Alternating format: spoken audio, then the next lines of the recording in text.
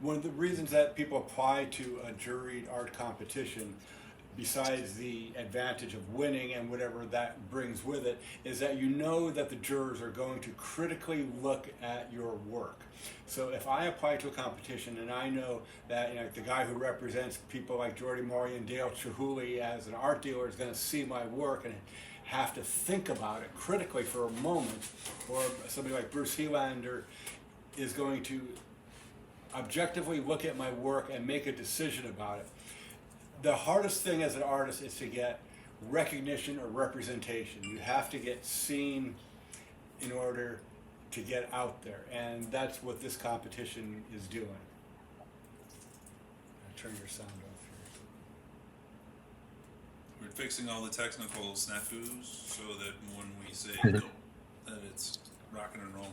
So Bruce Helander, you've juried hundreds and hundreds of gallery shows.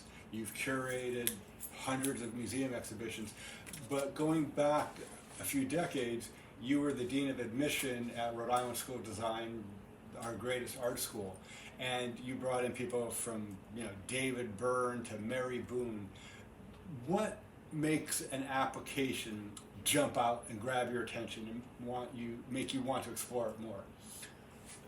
Well, when I was reviewing slides, they were in slide holders with 24 images. And before they even went into a projector, you'd hold them up to the light. And what you're looking for is a consistency of style, a measure of inventiveness, something that's eccentric but still holds your attention. And all of those things come together to build a consistency in the artist's mark making. And so after years, 3 or 4 years of reviewing slides, 4,000 or 5,000 applications a year times 24, you get a sensibility when you look at the entire portfolio of a sense of quality, complexion, value, talent. All of those things kind of come in light. So with juried art services, and indeed I've certainly judged hundreds of those as well, you get a sense right away after the second or third image of the quality of the artist. But since you're judging that artist with a whole fraternity of other artists, you are being judgmental. You are adding things up and making a decision, and that's the way it works.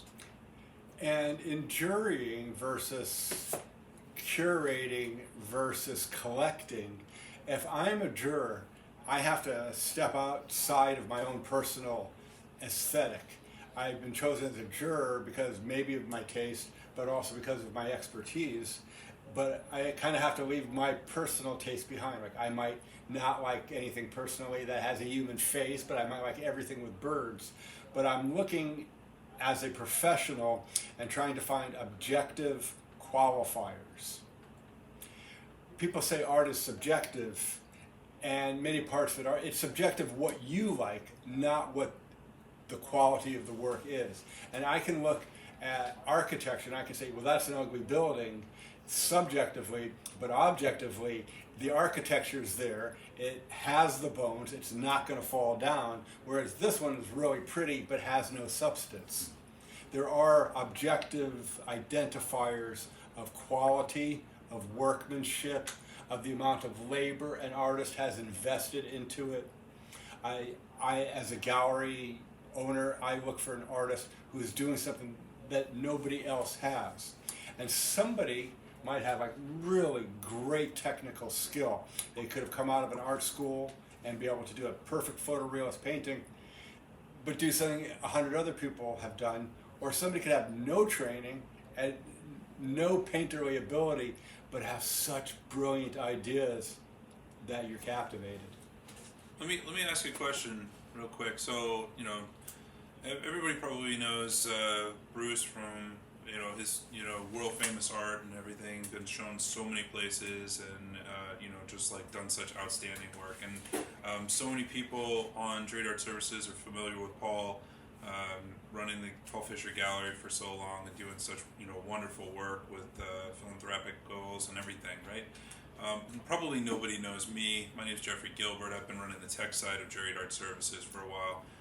And they may not be familiar with Rambo, but they really should be from a lot of his work with working with famous musicians and actors and such, and even putting together all of everything that we've done so far with the Mask World and Jordi Mollà's launch for the NFT platform. The sort of thing that I want to kind of ask is, or posit to you guys is, if I'm an artist and I'm looking to find, how would I apply to, say, the Masked event, and what is even in it for me in terms of like the Masked event? Like, what is the big deal with Masked? Why is it so different, so special? Well, the Masked competition on Jury Art Services is for us to discover great talent and produce it. And it could be someone who has never exhibited in a gallery, or someone who is in 30 museum collections but is looking to get into the next wave of the art world. And a lot of people think this whole NFT thing is mysterious, but our end of it, what we do as people who find artists and find talent, whatever the medium, whether it's 2-dimensional, 3-dimensional, 4-dimensional, those objective qualifiers are the same. The reason I, as an artist, would apply to Masked is that whether I am in 20 museums or I've never been represented in a gallery before, if I apply, I know that this well-known producer, this well-known gallerist, this well-known curator are going to look at my work objectively, and if it's selected, they are going to produce my NFT. So yes, I'm the artist and it's my work and my vision, but here's advice like from the gallerist, like Andy Warhol's dealer gave him advice and direction.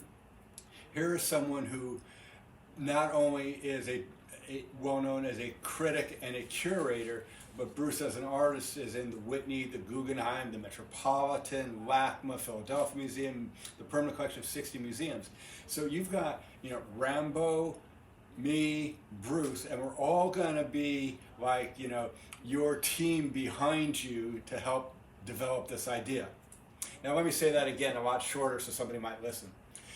So if I'm an artist, I'm going to apply to Masked because I know that I'm going to have this top level, hip, sharp, in the moment guy, Rambo, who's a producer. I'm going to have somebody like Paul Fisher, who is Jordi Mollà's gallerist, who represents Dale Chihuly and all these other famous artists for 35 years. Bruce Helander, who is a famous critic and curator, as well as an artist who's in over 60 museum collections. This is the team that's going to produce whoever we pick.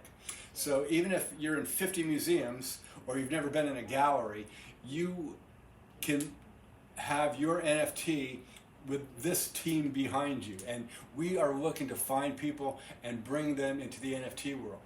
Amazing. Okay, so just pivoting on that a little bit and pointing it back to a little bit more about the technology, because I know there's a lot of ambiguity out there.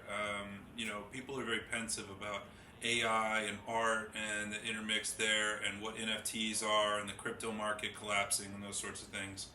Rambo, can you speak a little bit to like some of the benefits of why we chose NFT and what's so successful about NFT, and what makes it really an intriguing thing for emerging artists? Hey, what's up, Jeffrey? Guys, what's up? I think so on the NFT side, on the tech side, I think a lot of people are getting tired of the word NFT, and I think at the end of the day, it's kind of like the next generation of art is gonna be on the blockchain. So what we're trying to do, create, on the art side for us at Mass, we're launching a series of drops that are going to be tokenized, and they're going to be featuring, renowned artists or any emerging talents. And then these drops will include like NFTs from traditional artists, which is like something that's part of our onboarding process. and that's what we're aiming to do with NFTs is, on the tech side, have like develop like a seamless process both for artists and collectors, allowing them to kind of like easily transition and pivot into that space. And then, with the partnerships that we have in place, we plan on really being able to execute that. And then, as far as like success with NFTs, I think it's still like a new space, so you understand why there's so much friction when it comes to like artists coming into the space or even thinking about it. But like Paul mentioned earlier, I think knowing that you have like a solid foundation from where you're taking off is like very important. I think that's what artists at a young age or at any age sometimes when they're trying to get to a new place or a new environment, like it's that those first steps are really like the ones, right?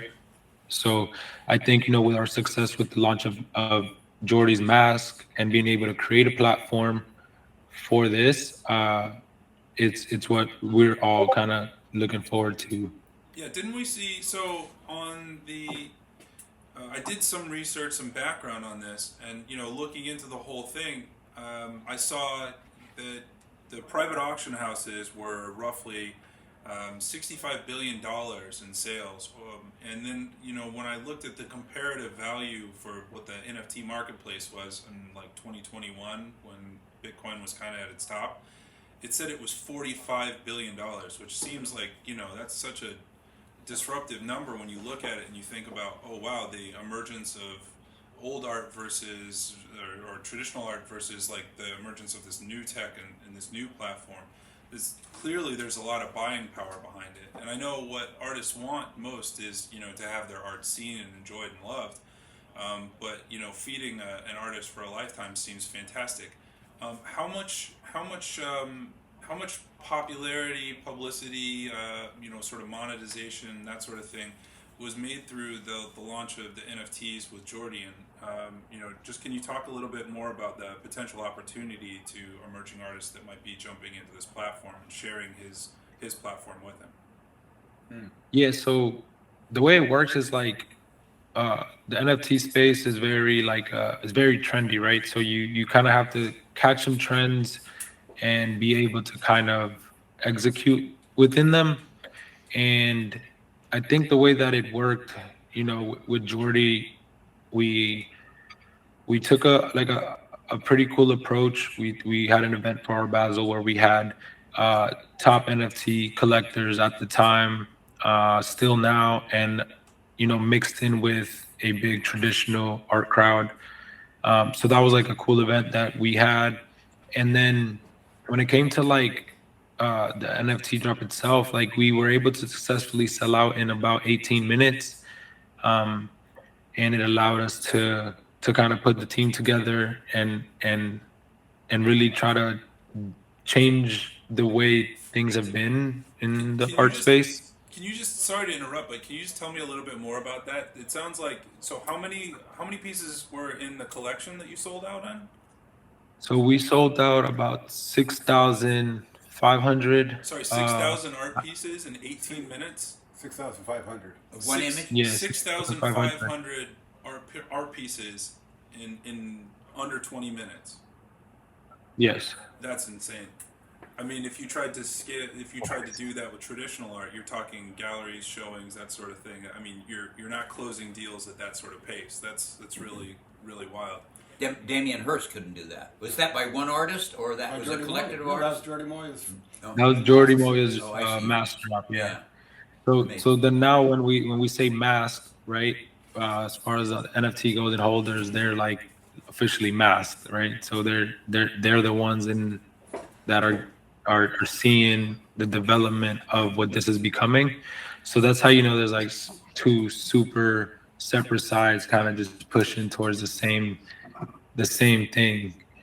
I think what intrigues me most about the sort of concepts of NFT, the platform, is not just the marketplace of being able to meet the buyers at the speed at which the buyers want to sort of buy in that, but the novelty of it with being able to sort of trace the heritage, the provenance of how the chain of custody of the art piece went through everybody's hands, and you know that it's a legit piece of art, and you never have to worry about that because it's implicit to the platform. It's like it's in the technical aspect of the blockchain, Yeah, right? it's on chain. Yeah. Yeah, so you never I have to think, worry about whether or not you've got a forgery on something. You know it's always legit.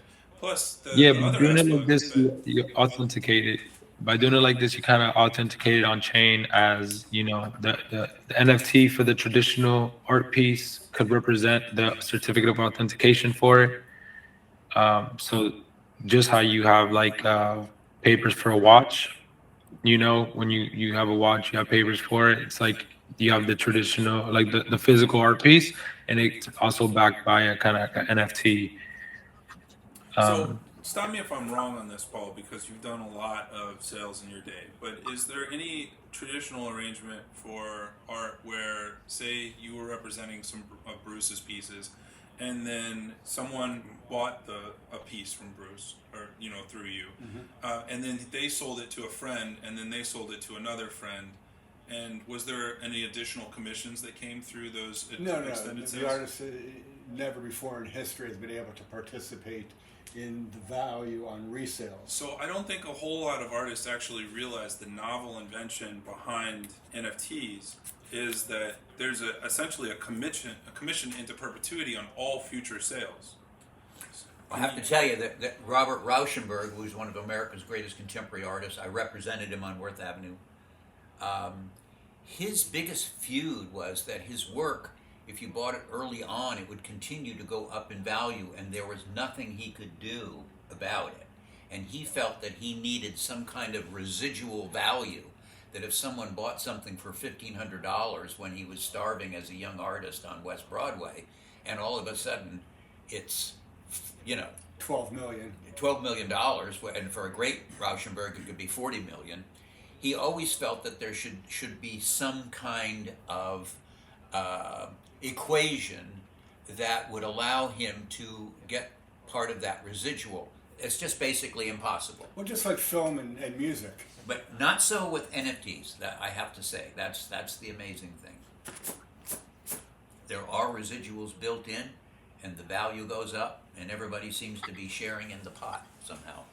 So, Rambo, can you talk a little bit more about what you've done with your work with Krew, to actually take the physical masks that Jordi put together for Masked and then sort of transpose those into the digital landscape? Because I think a lot of people might be concerned with whether or not they should actually apply to Masked because they're wondering whether or not their art would actually be an appropriate piece of art to fit the format of an NFT, and whether or not they should sort of worry about those things, or whether or not they're qualified to submit art to us.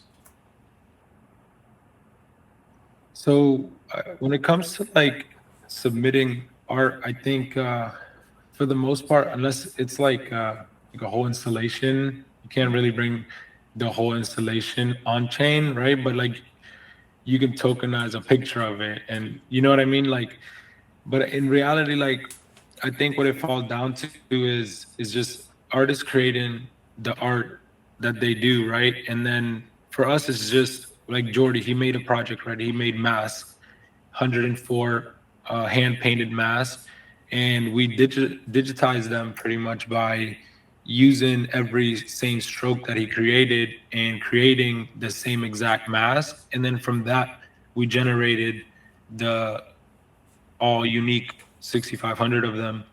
So for artists submitting, it could be as simple as a digital art piece that you want to create, or maybe you've been creating digital artwork, or a picture on canvas that you painted and just get it professionally scanned, and then we can turn that into a tokenized version of it. And I think one thing that's good for the artists to understand is it's not like we're going to take their artwork, whether it's a 2D or a digital artwork, and then we're going to do something crazy, something wonderful to it, and then sell it. more similar to like when Bruce Helander makes a print. And so here's a print he did for the United Nations some years ago. But the print process is the artist makes an original work and then works with the printer. So in this case, we're kind of the publisher printer. And it's not like he just turns it over and then we make something. We do the draft, then it goes back to the artist. Yes, I like those colors. This part should be a little brighter. You know, I think we could tell the story better if we just turn this a little bit. So we start with the submissions. We choose based on the talent, originality, excitement of the artist. Then we start to produce the NFT. But before the NFT is released, the artist is, you know, they're in the editing room with us. They're helping us to transpose it from this into the NFT, and they're an absolute necessary component of it. But we're doing it for them, not instead of them doing it. Right. I can definitely see how that might, you know, turn people off to the whole idea of NFTs as sort of handing it off and being completely hands off and having somebody ruin your work. I definitely don't feel like the caliber of talent that Rambo and Krew have in producing the art has been at all representative of that sort of concept. What I do think is interesting, though, is also some of the ideas that Rambo's come up with so far and Krew have come up with for putting together the packs and really making some like engaging sort of gamification strategies with the art. I wonder, you know, how well that will be received by the audience and both the buyers and also the artists. And if Rambo, maybe you could just talk a little bit more about those, because I think they sound really exciting.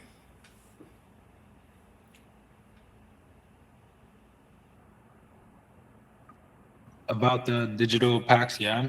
Yeah, about the packs and sort of the cadence of everything that you guys have planned. So I think like one thing that's cool about technology, it makes things efficient, right? So if you have a next generation art world where you onboard artists to a type of technology in a seamless way, it keeps the art world moving, right? It keeps it moving. So for us being able to onboard an artist getting exposure to a whole new space, community, buyers, collectors, like they're like a transaction away from meeting their next big collectors, right? Like it's like you were explaining earlier, like with an art piece, like if you know they sell it, like when here they're just like exposed to a crypto community, which is just like a different type of gallery that they get themselves into or something like that, right?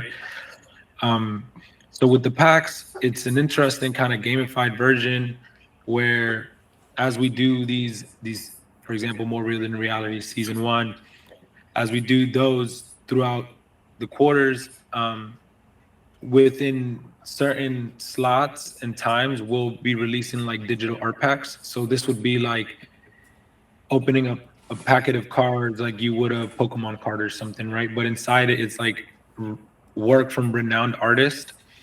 So now you're like, you're able to submit your stuff, be part of the packs, and also there's stages to the packs. I'll let Jeffrey kind of talk about the levels to the art packs, but it is a way to get exposure in a whole new space with not just by yourself, right? Like with selected artists at at a level of work that gets seen and enjoyed by everybody here. Yeah, I love the take on that. That it's just a different medium, like Yeah, that's film, television ads, or TV, cinema, TV shows. Now we're in streaming services. There was a time before photographs, and then there was Paul loves talking about the Kodak Brownie, the right? Kodak Brownie, the 98-cent camera that killed painting and eliminated painting in the early 20th century. Exactly. But now we all have these new formats that we all consume media or share artwork through, and this is just another one. and it's got some real benefits to it. So I love that. One of my mentors, Henry Geldzahler. Henry was curator of contemporary art at the Metropolitan Museum from the early 60s to the late 70s. Arguably the most important man in 20th century art who wasn't an artist. He wrote the foreword for Bruce Helander's book, and was a guy who really made Chihuahui's career, putting him in the Metropolitan Museum. He said, Andy Warhol Foundation. The Andy Warhol. Henry Geldzahler said, "There's no bad place to show good art." Because Andy Warhol was accused of being very commercial because he would do a Chanel thing, a this thing, a that thing. But everything Warhol did, however commercial, it had the same artistic integrity, but he was happy to turn it towards the popular culture.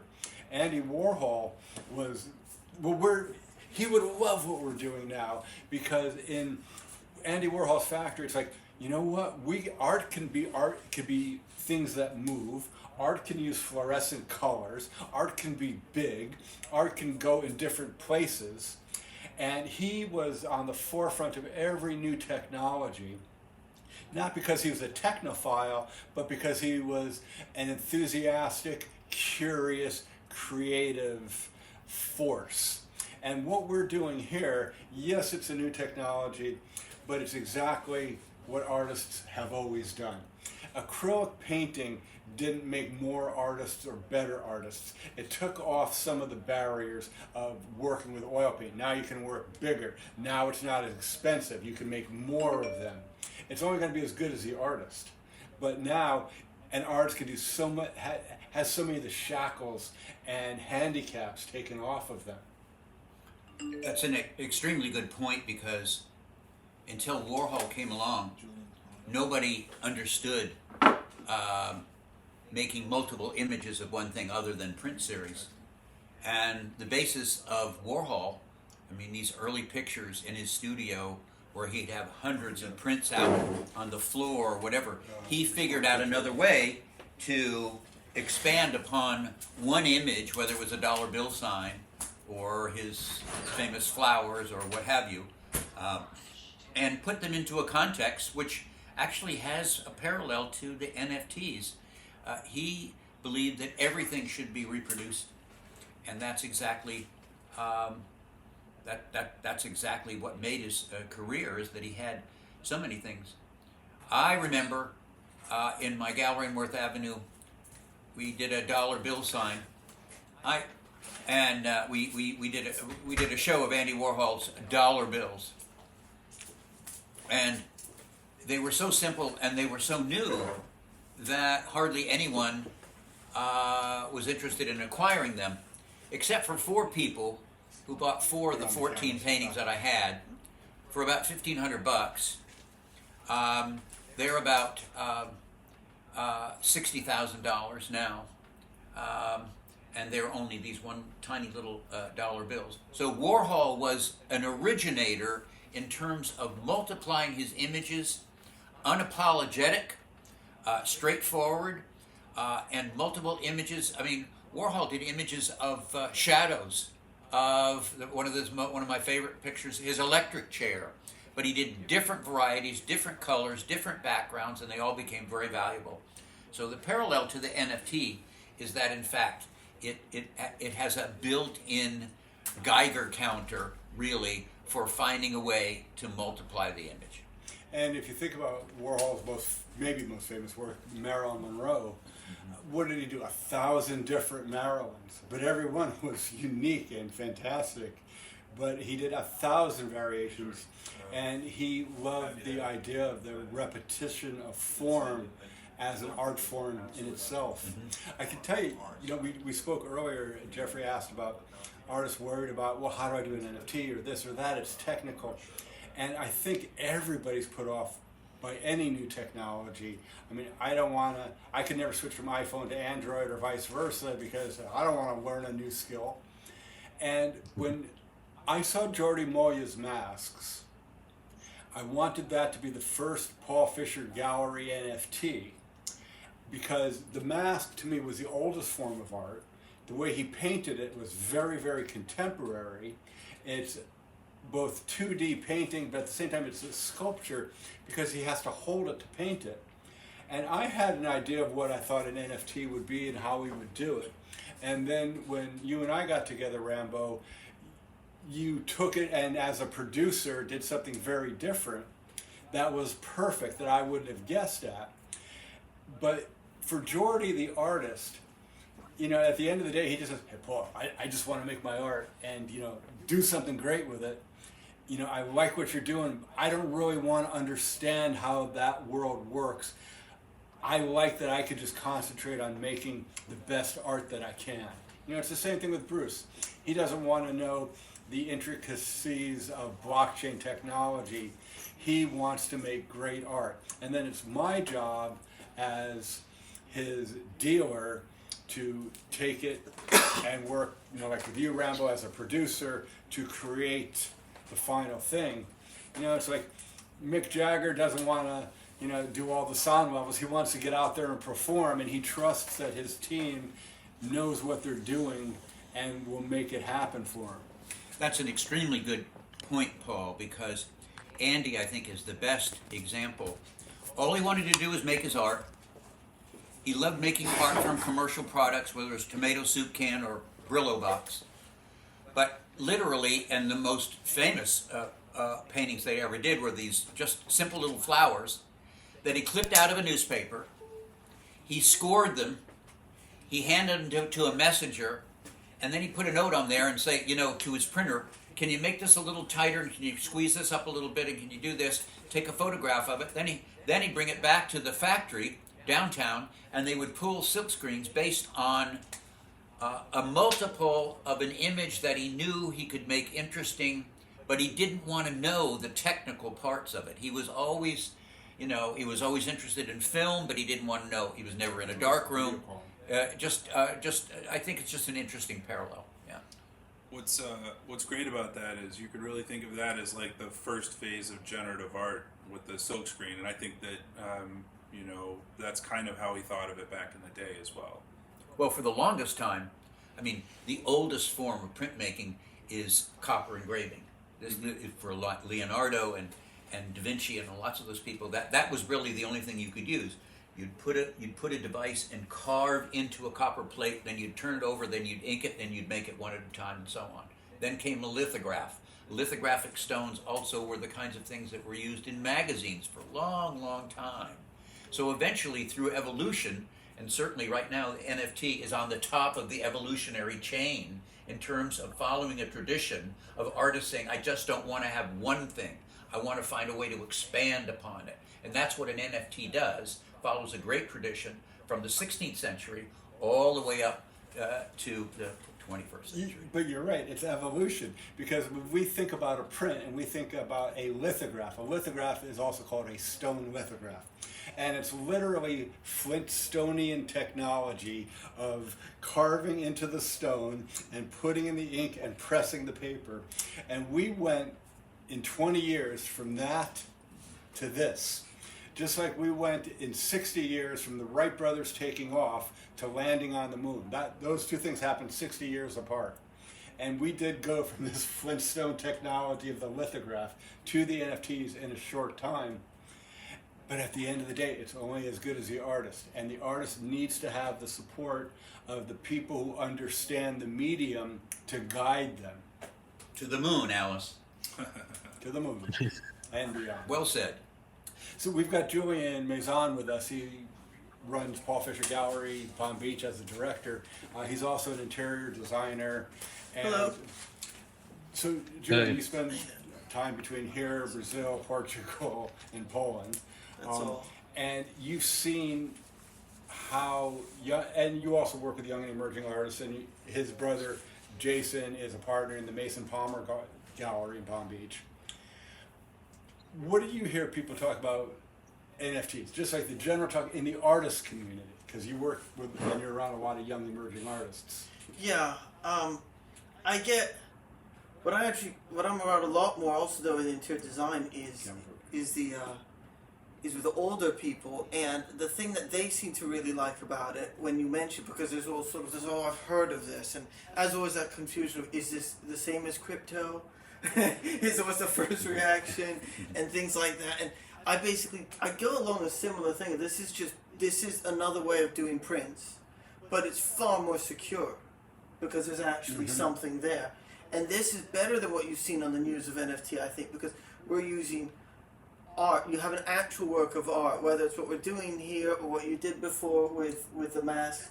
You have an actual work of art by a known listed artist with his own reputation in the art world, and you're adding the security to that print or edition or what have you series of the NFT, as opposed to just the fact that somebody wrote a number on a piece of paper and signed it is good for their word. Well, artists, especially in their lives, have crack addictions, whatever, and they might do 5,000 more without telling anybody, And we've got, It's called cracking into NFT.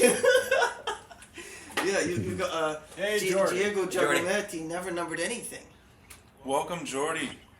Hello. Finally, I made it. We're well into the dialogue. Yeah. And, one of the things we're talking about is, a lot of artists don't understand NFTs or NFT technology. They don't know the difference between crypto and an NFT. And I really think that for an artist, the benefit of having a competition like what we're doing here with Jordi Art Services Masked is that you didn't understand NFT technology or blockchain technology, and you just wanted to be free to make art and know that you had a gallerist, a producer, a technical staff that knew what they were doing, so you could concentrate really on just making great original art. And before you came on, Jordi, we were talking about Andy Warhol, who basically would find something in a newspaper, cut it out, and say, okay, have somebody do something. So he'd send it over to a photographer. The photographer would take the picture, then he'd send it over to a silkscreen person, and then he'd either do the silkscreen or whatever. But there was like a chain of command of people taking an image and putting it into a multiple. I think in the case of the masks, it is interesting that the first images created by humankind were images of themselves. And masks were here to stay forever. They were a very important part of culture, of mystery, of invention, of elegance. And that's exactly what the masks do in so many different ways. Literally thousands of years later, it certainly worked. It's just a great parallel to NFTs and the tradition of artists like Warhol trying to do the same thing without any technology whatsoever. I mean, in the beginning, I don't think there was hardly any artists that were doing silkscreen paintings. It's hard to believe it. And he couldn't find anyone in New York, so he literally would build these boxes and pull the ink through and make a Marilyn Monroe. There you have it. So, Jordi, when you first saw the mask represented in NFT form, what were your thoughts? Did you think, wow, I made this? Did you think, this is better than what I would have done if I was doing it digitally? Did you think that it added to it? Do you think it changed it or transformed it, going from the thing that was in your hand that you painted to the thing that people bought as an NFT? Do you feel like it had all the same qualities? No. I mean, when I did these masks, I was in a very primitive stage of myself. Actually, I did all of them in the middle of nowhere in Spain. And then you, Rambo, came to me with this NFT thing that I had no idea what was it. And I think you are the geniuses, not me. I was a man in a cave doing something with no reason, like most of the times I do, It's you guys that put a form and put it out there. Me, I'm just a tailor, a tailor in his own world, but you give form and comercialidad. You make it something like a huge, bigger voice than I thought, Well, it's like they say, it takes a village. And I think in this modern age, there's so many things that it takes in order to create work of lasting, to create work that can be seen around the world. It takes more than just the creative. It takes more than just you can't have just the creative. You can't have just the technical. You can't have just the executive. You really have to have all of those things. And in order to really hit the heights, almost every artist ever had a team behind him. Andy Warhol didn't like to be alone, didn't like to work alone. He had a team. He called his studio a factory. Yeah. There you go. And with NFTs, what we're doing with the more real than reality juried art competition and juried art services is we are trying to find sharp artists who are doing remarkable, creative, unique, special things. And the artist doesn't have to learn a new skill. They don't have to know all about NFTs if they know they have a trusted team behind them. And for me, having patented digital jurying 22 years ago and created juried art services, I've seen that the best thing about going into a juried museum show, a juried art competition, is that as a collector, you walk in and somebody else who knows what they're doing already decided, yeah, this passes the bar of quality, of workmanship, of all the merit markers of something for fine art. So now that I know everything I'm looking at has been juried, I know it's good. Now it just matters if it gives me a warm feeling or not. Well said. I'm getting a warm feeling just sitting next to you, pal. Thank you. One of the things that I have seen that's really different in the NFT world is this whole idea of community. It used to be, you make a painting, you hand it to the dealer, I sell it to the collector, that's it. You die, it goes to your kids or it goes to the museum. But now, this whole new experience for me as a curator, as a gallerist, when 6,500 people bought Jordi Mollà's mask NFTs in 18 minutes, and then they said, okay, now what? And I see this community, and everybody's using the mask as their avatar, as their identity, that people are taking Jordi's work and making their own, little videos and doing things.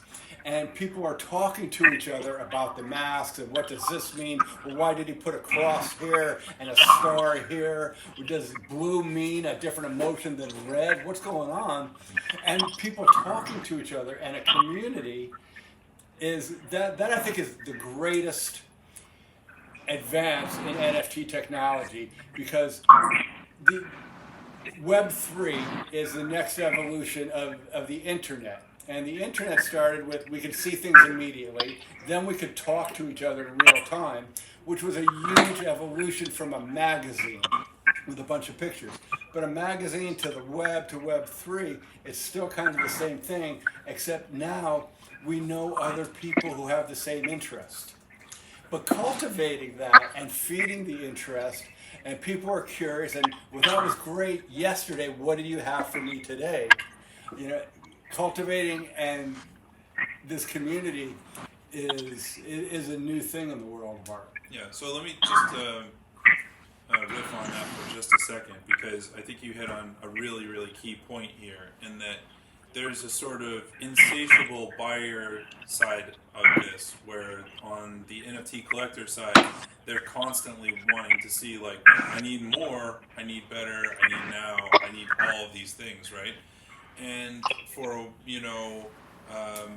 Mask World, we've produced and we've put out, Krew has put out an amazing product where it's this virtual place where you can actually experience the masks and this 3D aspect of full sort of virtual reality world, and it's really cool. And what we're doing with the masked event that's running through Jordi Art Services now is we're trying to fulfill a little bit of that demand by introducing that platform to other artists and saying, like, you can share the spotlight, the podium, the mask, almost like it's a museum or a virtual museum of sorts for taking that art and being able to showcase it within this new realm. So that's really exciting, especially with the cadence of it. So it's not a one and done sort of scenario. It's a quarterly. Every quarter, there's going to be a new cycle of artists that kind of build up. This is a little bit what Rambo was alluding to when he was talking about the packs, the cadence, and what we have planned for going forward. We're planning on doing this every 3 months, where we run another event, and then we'll have folks that are award winners that are sort of automatically applied or approved to get to the next round. And we want to see new art. We want to see new artists flowing in with high quality art, and with the jurors that have been selected, with the artists that are on board, with the producers that we have on board. There's really a lot to still go on here and grow from. Where I think the hype around this is very real. As well as like our expectation that we've got the top quality artists in the world on Jordi Art Services, and to be able to take those and marry them with this crew. Can we catch lightning in a bottle twice? I think so. I think we've got a really good plan going forward to be able to do this. I also love this thing that we have where we're able to set a stage to invite more collaboration, because if we pick an artist, whether they're an emerging artist or they're in 10 museums, and now we're working with them to produce their NFT, there is a collaborative aspect, and just within the NFTs we have the chance to bring some great talents together further down the road, just like we're doing an NFT series with Jordi Mollà and John Berthel, which is based on this series of outdoor architectural scale works that they did that also are just absolutely a perfect adaptation into the NFT world, because there's multiples of them. It's a real world component. Andy Warhol did great collaborations with Basquiat and with other people. You've done paintings, with anybody from, David Byrne to whoever, because this is what artists do when they get together. Jordi, you and Domingo, and I think probably Giuseppe Ferrito, you've done great things together. And the idea of Mask World is it's like the Factory or Julian Schnabel's Italianette Villa or Dale Chihuli's Boathouse. Here is this place where you walk into this room and here's this exhibition and here's these two great artists and a producer and a writer talking, and it's a place where it's a Web3 Andy Warhol factory where you can come in, grab a drink, sit down, see a movie, and discover an artist. So let me just go through a couple of quick questions for Rambo. What is the appropriate type of artwork that can be submitted? I'll just go Rambo off a couple, and you can just give me a yes or no answer. So photography. Yeah. Yes. Sculpture. Yeah, because you can 3D model sculptures for sure. Okay. How about oil paintings? Yeah, Okay, collage work. for sure. Okay, I'm just not going to go list out the whole thing. I think we all kind of get the point, right? Is that there's no really a bad format that can't be transposed. It's wonderful to see what Jordi's done with the masks, and been a part of knowing him and watching the evolution of his art and everything that he's been doing. And then now to sort of take that and say, okay, let's get this and grow this even bigger as a platform. I think this is also wonderful. Jordi, do you have any wonder? Every time you open your mouth, I'm like, yeah, let me just hear more of that. So do you have anything that you would love to say about the No, art it's and so the good. art that you produce and those sorts of things that's associated with masks in this project? Can you repeat the question, Jeffrey? Sorry. I just want to hear you talk more, to be honest. So let's see. Well, let me get him talking. Paul will phrase So, it better.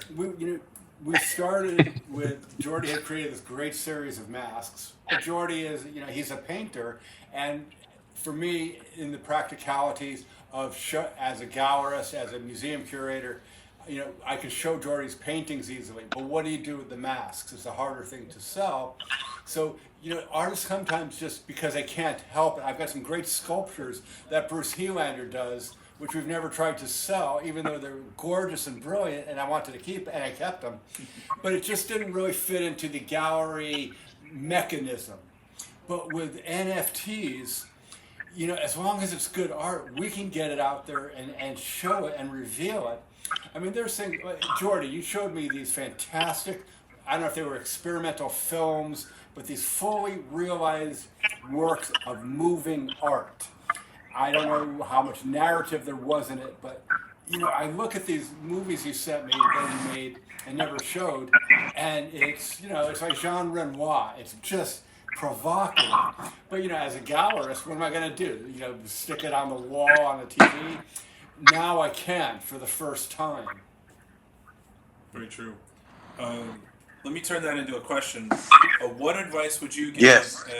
What advice would you give an emerging artist just trying to dip their toe in the water for this NFT format? With what? With the little movies I did? Or just the NFT format in general? Actually, let me ask you a question that's even better. A lot of artists are nervous about going into this new world of NFTs. They know how to do what they do and what they're comfortable with. And so for you as an artist, I remember you told me a story about one time you were on set working with F. Murray Abraham, and you were in a very difficult place emotionally and didn't want to work. And he said something that lifted you and motivated you and really pulled out a very talented performance from you. What can you tell young artists, performers, whether they're performing on paper or on stage, it's the same thing, reaching, your talent. How do you get past a barrier and perform? Um, it's an obligation. The obligation of creativity goes beyond, and I'm not joking, goes beyond your own existence, your own life. You just have to keep going, and it's crazy as it sounds, and but I experienced it in my life, not only with that moment of my life with Murray Abraham, amazing actor. Do you know who is Rambo? Do you know who's Murray Abraham? Have you seen Amadeus? Amadeus. It's about the story about Mozart. And Salieri. Yeah, Salieri. I don't hear you, Rambo. Oh, my bad. I was muted. I said I haven't seen it, but I need to check it out. Well, amazing movie. It's the story of the biggest competition ever between Mozart and Salieri. But anyway, it goes beyond your existence. And let me explain you a little story. 2 days ago, I was in a train with my nephew, and I'm rewriting a script that Paul knows about it. The Soldier. It's a movie that talks about solid holographics, operating systems. The Matrix, name it. So I was talking to my nephew on a train. He's 24. We were talking about video games also. I don't play video games, even if I participated in Call of Duty. I don't remember the version of the thing. And I got so obsessed with the brainstorming with my nephew 48 hours ago in Spain on a train that I forgot my cell phone on the fucking train. So I left the station and then I touched my pocket and I said to my nephew, who his name is Nestor, Nestor, where the fuck is my phone? So imagine how creativity can explode into your brain that makes you forget your cell phone in a fucking train of 30 wagons. So I run like a maniac on my own, and I arrived to the train station back again. I smoke, but at that moment, my lungs were perfect.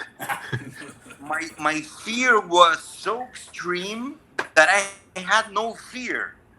I had no fear, but I didn't have my cell phone on my pocket. So anyway, an angel came to my life, like always, and said, "Do you need any help?" And I said, "The train, my cell phone." And then she said, "Relax, we're gonna find it." When the train stops in the train station, the first thing they do is they turn off the electricity of the train. So you don't know where your wagon is. You don't know if it's number 1, number 2, number 3. I mean, you just don't know. The train is like plugged off like a fucking phone without battery. So this lady and I started running wagon after wagon. It was like a Stanley Kubrick film where everything looks the same, no matter how many wagons there are in the fucking train. Till I said, "I think it's there." And she found it. And now we're talking.